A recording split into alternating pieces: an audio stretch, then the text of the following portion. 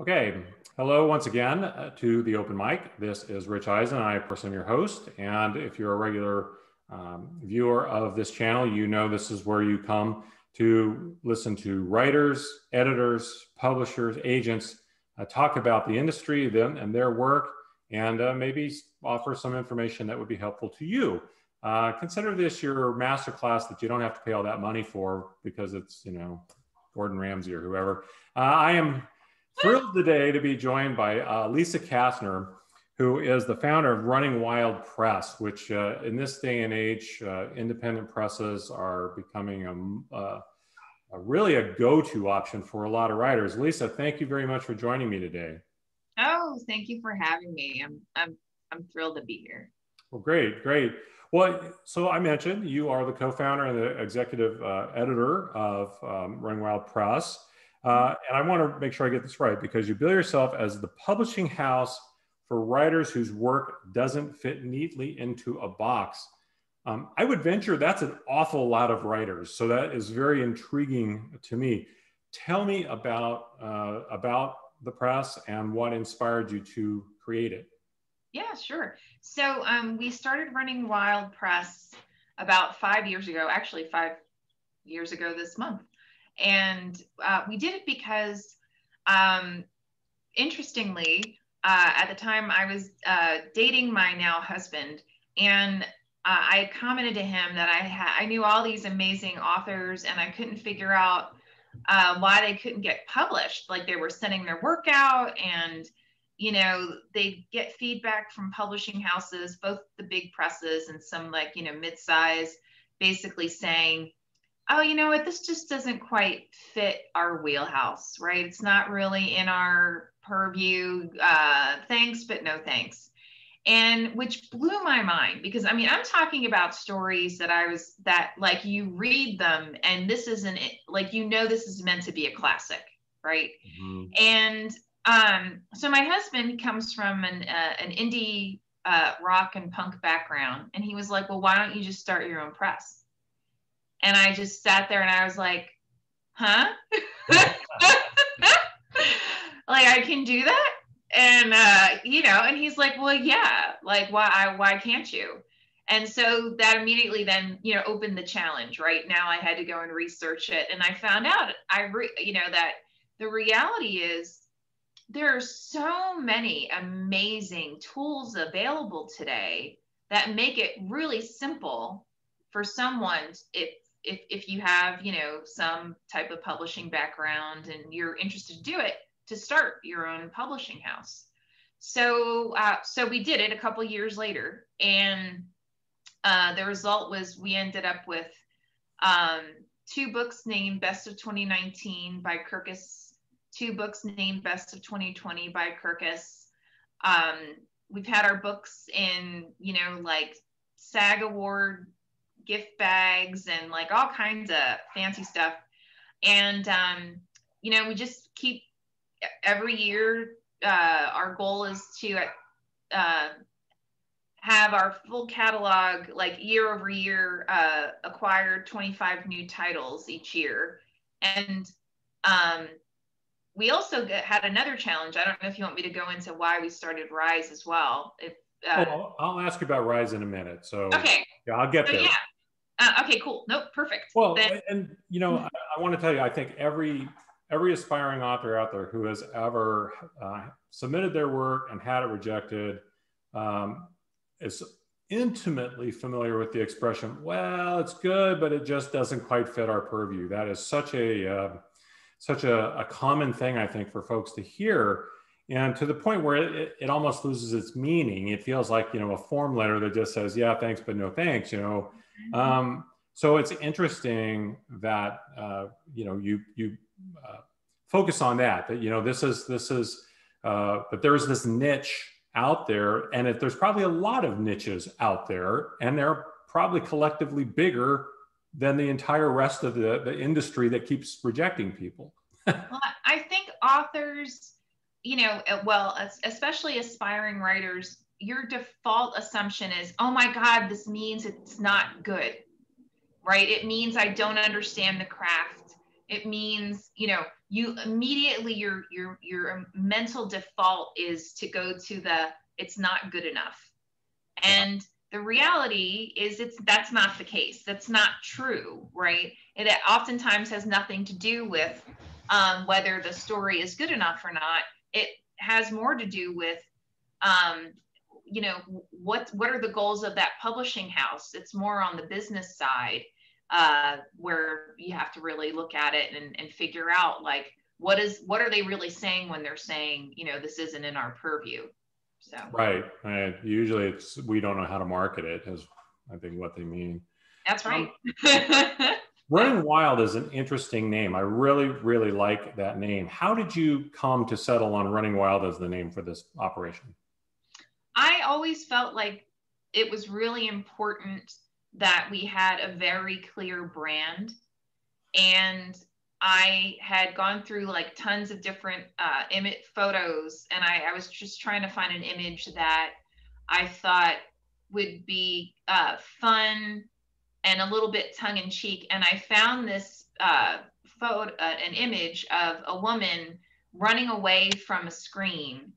And she has her arms raised this like this, and I thought, oh my God, she's just running wild, and that just sort of stuck. So yeah.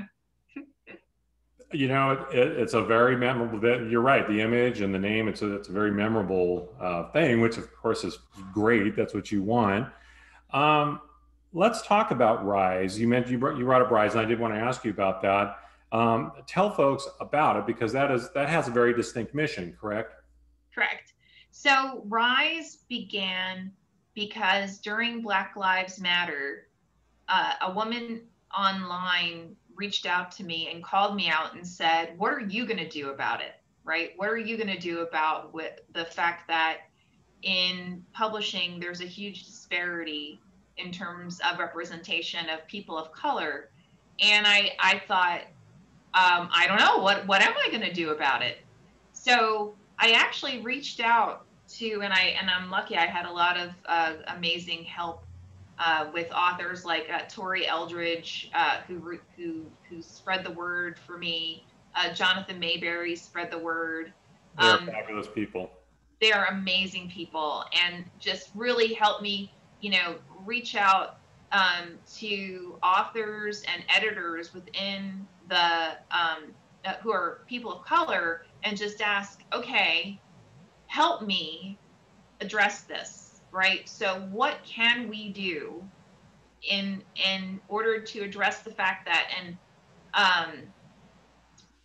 well, I don't know how common knowledge this is, but between 1950 and 2018 or 2019, 95% of all books that were published were actually written by Caucasians. That doesn't make any sense whatsoever. And the reason I say that is because if you actually look at our populace in North America, by 2044, 2045, the majority of the population will actually be non-white. Right. So that demonstrates an enormous bias within the publishing industry among authors. That doesn't actually speak to the fact that there's actually that same bias among the people who work within the publishing industry, meaning the publishers and the editors and the executives who actually do the behind the scenes work for it. There's a very similar bias in that space as well. So I had a couple of editors and authors reach back, and one wonderful, amazing woman, Andrea Johnson, came back with a proposal, and she said, did you realize there's this huge bias within genre stories? And at the time, I didn't, to be honest. And she's like, how about starting an imprint that is purely focused on publishing genre stories by people of color and other under or lesser represented groups? And I thought, how about you? Why don't you lead it? Right? I mean, and so she came on board, and so far we've acquired 3 titles. And I anticipate they should be published, if not by the end of this year, then in 2022. And I'm just really excited at the prospect of being able to, from a business perspective, that's an enormous gap. That's an enormous business opportunity. And just from a common sense perspective, it just only makes sense to have to focus on that space if you know that there's this huge population that's simply not being addressed or serviced. So and especially here in America, it always mystifies me because we, on the one hand, are so proud of our melting pot history. Mm-hmm. And yet at the same time, we seem to be so resistant to it at the same time. I agree with you. There is an awful lot of money that I feel gets left on the table in the industry because of that focus. And, it's a little personal to me in a way too, because I think there are a lot of folks like me, because of my last name, which was from a stepfather. My father was born and raised in Mexico. And I tell people that, and they're like, because I'm fairly light skinned, and they're like, oh my God, you're Hispanic. Well, I mean, yeah, genetically, sure, Point being is we don't know how common these stories are, how diverse everybody is. Yep. No matter what they look like or what their name sounds like. That's the only reason I use myself as an example there, because and yet it seems like the mindset in the halls of power often don't see it that way, and they cater everything to a very small demographic.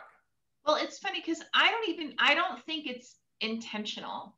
I have a weekly chat with one of my editors, Chris, and we actually had a very open conversation around race and ethnicity and, those in power a couple weeks ago. And I really think it's an unconscious bias. And I don't say that as a justification at all, because I think we have to talk about it, right? And until you talk about it and you point it out, you don't realize the bias is there. And we would have never known about the bias around, the individuals who self-identify as white, it's such that 95% is insane, like an insane number. But the New York Times just happened to have, decided to do a study and found this out, and they were, obviously, shocked when they found that out. Sure. But I think it's,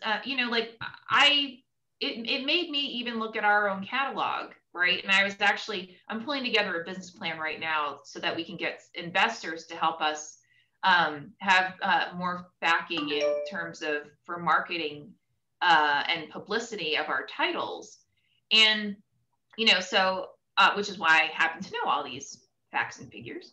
And one thing that really struck me was, okay, so, I need to sit down and figure out what's the data for our titles, right? And to date, among the titles that we have printed, 30% are actually written by people of color, the single title ones. So not including anthologies, not including, and that trend. So thankfully, we're a little closer to being reflective of the populace, unintentionally, I guess you could say, right? Like before we were made aware of it. But, I think there's a big, almost laziness, I guess you could say, that, especially the larger houses who are all going to, shoot me for saying this, but you tend to go to your friends, right? So if you happen to hang out with primarily, old white guys, then congratulations, right? Now, most of your house is going to be a bunch of old white guys or friends of the old white guys, and I really would love to see a more active attempt to level that playing field. And I think what happens too, because of it, is it also means there's a huge bias around the stories that are told as well, Yeah. because there are certain perspectives that just simply aren't represented, because they're not being represented because those authors aren't getting contracts. Right. I certainly have seen a lot of attention, or a lot more attention, um, paid to that issue in recent years. Mm-hmm. And I think that's what makes us a publishing house like yours really valuable, because when you're shut out of, the big five, and maybe didn't used to have the options that we have now, like a Running Wild. When an author comes to you or approaches you, how does it work? Give me a sense for, I'm a writer. I've got this book that, or this manuscript that I'm trying to find a publisher for.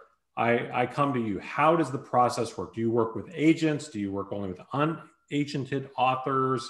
How does it all work? Great question. So we actually are like every other, small to mid-sized press. We have a submittable, so runningwildpress.submittable.com. And, the author submits their manuscript along with, like a summary of the piece, the synopsis, their bio, all that kind of stuff. I'll be honest, it's usually, I'm the first person to go through. I usually read the initial 10 to 20 pages. I'll give, if it's not quite ready yet, we'll, respond, let them know, hey, you may want to look at these aspects of the story. And here's some potential books for you to read to help you in terms of craft, right? And then the remainder, the ones that, the first 20 pages are, it's this kind of story that I think would be fun and, do well. And again, it's cross genre.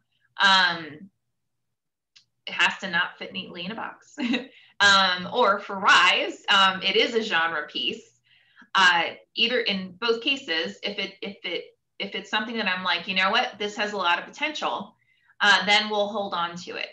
And yes, we do take agents and titles. I actually am publishing one of Tori's titles, and she's represented by the Seymour agency. So, right.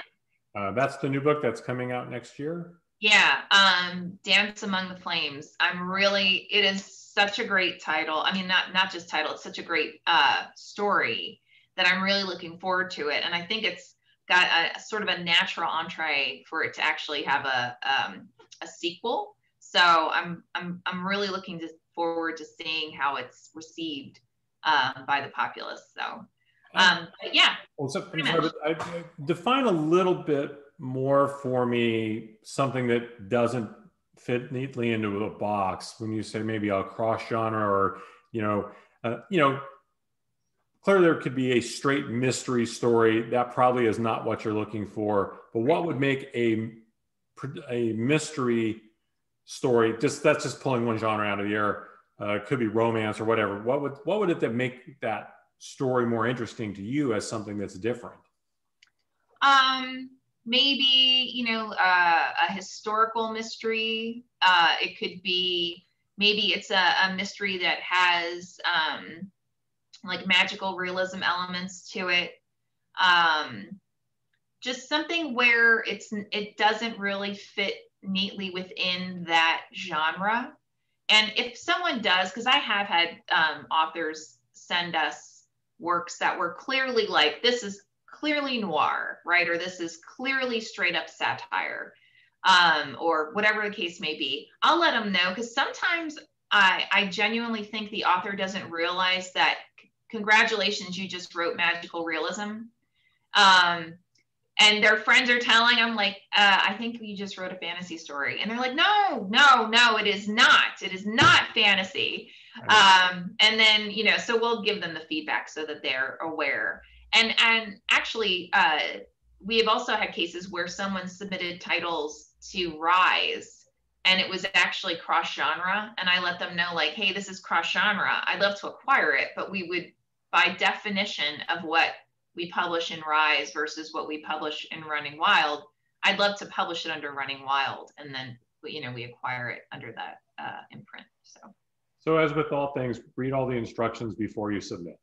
Pretty much, yeah. So you I keep falling out of my own screen here. I got to stop doing that. You created Running Wild because you saw a need for an independent press like this that takes on the kinds of books you're talking about. What are maybe some of the voids that are still out there that might, you know, be addressed by a Running Wild, maybe by Running Wild, but by, if not you, by someone else that are still out there? Because we all know, I mean, there's plenty that probably need to be filled. But what are some of the other ones where you really think there's still room for someone to step in and take on a project like that? Well, it's interesting. So I'll be honest, like right now, I think we have over 100 potential titles that we could acquire tomorrow, but we just simply don't have the bandwidth to acquire them all. So there could be another Running Wild start, you know, tomorrow and publishing another, because we only publish, we publish maximum around, you know, 20, 25 titles under Running Wild Press and under Rise.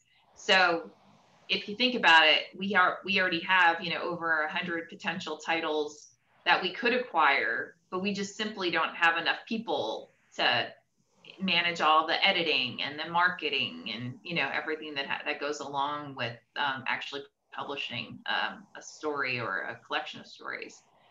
So that's a huge gap. I think there could actually even be more presses that are focused on, like, you know,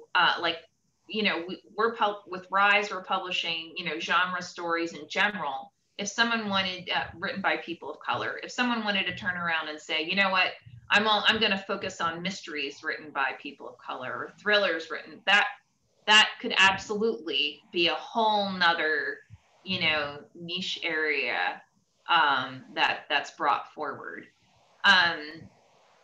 One thing that I want to comment on, you know, one thing that especially with authors today, if you're an aspiring author, no joke, really bone up on what it means to market your own titles, because getting the word out there, really understanding, you know, the different areas or themes within your story that you can market toward, you know, those. So like if it's something that you have some type of theme, or, you know, maybe it's based in Hawaii, so, you know, you could market toward bookstores in Hawaii or whatever it is, right?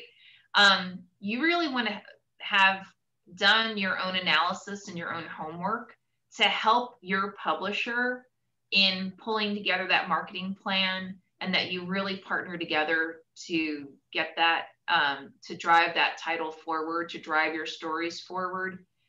Because the reason is that if you simply turn around and look at your publisher and say, okay, yeah, how are you going to market it? That's not going to work. It's got to be a partnership. It has to be. Because there's so much work that has to be done, that coming forward with a position and with some intel and some knowledge behind how that title can then be publicized it makes everybody's life 1,000 times easier. So. Right. Yeah, writer, help thyself, right?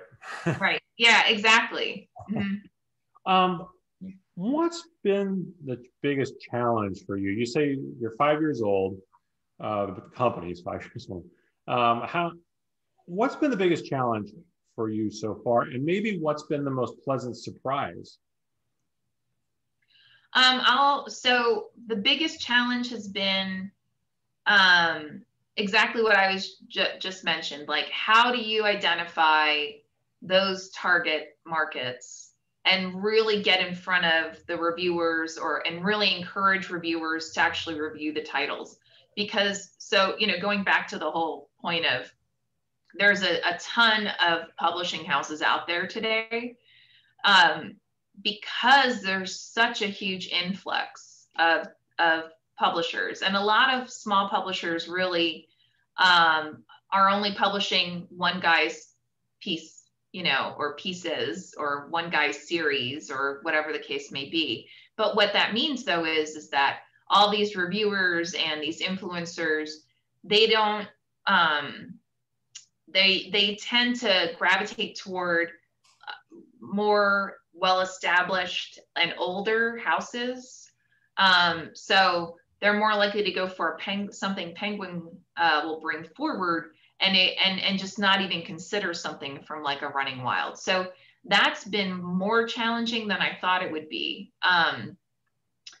What was a nice surprise, though, and the reason I say that I thought it would be, because I thought, I package it and I send it in, and I follow all the instructions, and I send it to all the reviewers, and I do everything I'm told to do, and I do it exactly as I'm asked, and they'll go ahead and they'll review it.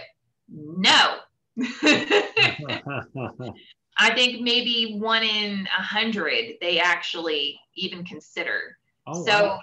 Yeah, I mean, we've sent every single title to LA Times, New York Times, Publishers Weekly, and none of them have ever reviewed any of our books. So I didn't know it would be that challenging, is my point. Now, the flip side of it, the pleasant surprise, was when reviewers were actually saying, I don't know who these guys are, but yeah, sure, I'll read this, right? For us to actually get best ofs, we got them during times when, I'll be honest, I was like, I don't know that I want to keep doing this. Like, I'm tired. I'm working crazy hours. I spend a very good amount of my own time. I don't really have days off, Right. That doesn't exist.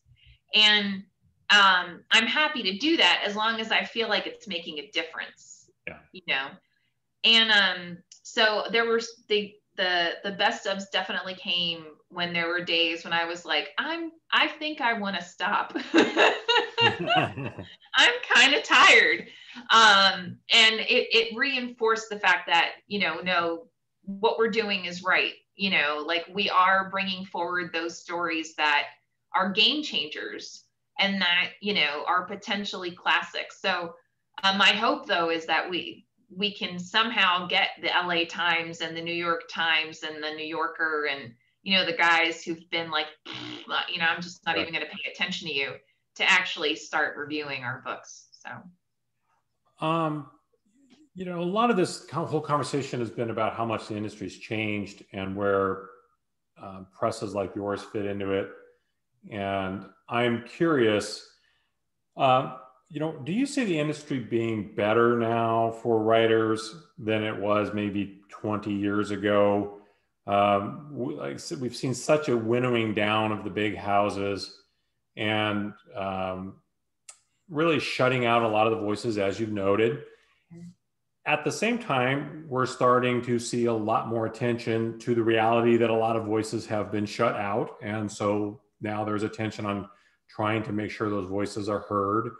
There's more presses like yours that are not locked into the very narrow cast marketing view of what a book should be. There's more independent, self-publication stuff if people want to go that route. And it's nowhere, we used to look down on that. We don't necessarily look down on that anymore, presuming that somebody does it correctly. So with all that being said, though, I mean, do you feel like the industry's writers are in a better position than before? Or is it still maybe not quite as good as it used to be? I think it's just changed dramatically. Like, this morning, there was an announcement that there's now a gentleman who's the head of publishing for Netflix. So I want you to kind of ingest that for a second, right? I mean, storytelling now is, it used to be either you were comic book writers, to the left-hand side of the room. If you're literary, you're on the right-hand side of the room. If you write for a TV show, you're over here, right? And then the guy who's writing for film, oh, well, he's down at the coffee shop, right? And none of them actually wrote across that each other's Right. areas, right? So a comic book writer didn't write novels, right? And a novelist didn't write a TV show. And that's not true anymore, because what we found is that, and if you think about this, it makes sense. Fans want their stories wherever they are. So they don't care if it's a comic book, their favorite characters in a comic book or in a novel or on a TV show or on a film. They just want their favorite characters. Right. And, I think that's a huge advantage for storytellers, but I think the storytellers have to embrace that. Mm-hmm. And have to be willing to say, again, going back to the business side of it, and understand, so what does that mean structurally? Like, what is the structure of a graphic novel? What is the structure of a TV show? How do they take their stories that they've written in a different format and then, translate it into that format, and then bring it forward and, see if it's embraced by the business side? And I think it's huge. I think it really brings forward a lot of potential opportunities. You just have to have an open mind. Right. Well, I like to end on what I hope is a fun question. I certainly intend for it to be a fun question, maybe a little stressful. Let's say I'm the kind of person who can put you together in a room for a good conversation with any one of the following three people. Who would you choose and why? And the options I'm going to give you are our Simon & Schuster co-founder, Richard Simon. Oh, wow. The author, Zora Neale Hurston, or the singer, Patti Smith. Wow. Oh my God, that's so good. I try to make it a little challenging. I think, so I would love the co-founder of Simon & Schuster for multiple reasons. One, I'd want to ask him to be my mentor, because I feel like every day I'm learning something new. And it's, I was actually just reading, so we just switched distributors to IPG. And I was reading an article in the materials that they provide to their, all the presses that they represent. And one of them said, basically, like, don't think that you're going to jump in and change publishing tomorrow, right? Like, everything, it may not make sense, right? But everything exists for a reason. So just come in, do what you're being asked to do. And then, then you can figure out like how you might shift stuff around, but you can't just go around how, the way everything's been set up. And I thought, well, that's an interesting way to put it. And it's true, it's absolutely true. And I would love to talk to him about, like, so why does all this stuff exist, right? Like, there's so many, so much technology and so much available to us today that could make things so much easier and more effective. And honestly, millennials are probably sitting here going, like, what the frigate? This could be 100 times easier, right? And you guys are just making it all hard. So, right. And then oh yeah, but then I'd also want to ask him, like, about that whole the New York Times study where found out that 95% of books are written by Caucasians, and talk to him about, like, all right, so how do we change this, right? Like, how do we, as an industry, right, make this no longer true, and how do we better represent our population? So. Well, Lisa, this has been fascinating. I'm always thrilled to learn about new writers and new presses and new ways of thinking and going about it. I'm sure you work yourself practically half the death doing it, but I think everybody probably really appreciates it because it is such a. I describe sometimes getting published as trying to hit a moving target from 500 yards with a blowgun. So for everybody like you that puts in the 80-hour weeks, I think writers definitely appreciate it. So for those of you who are watching this and you think you may be interested, it's Running Wild Press. You can find it online. Lisa described how you would submit it if that's your thing. If you haven't done it already, hit subscribe because I always have really good folks who come on and share invaluable insight into this crazy way to make a living. So again, I'm Rich Ehisen for Lisa Kastner and Running Wild Press. Thank you all again for joining me, and I will see you next time on The Open Mic.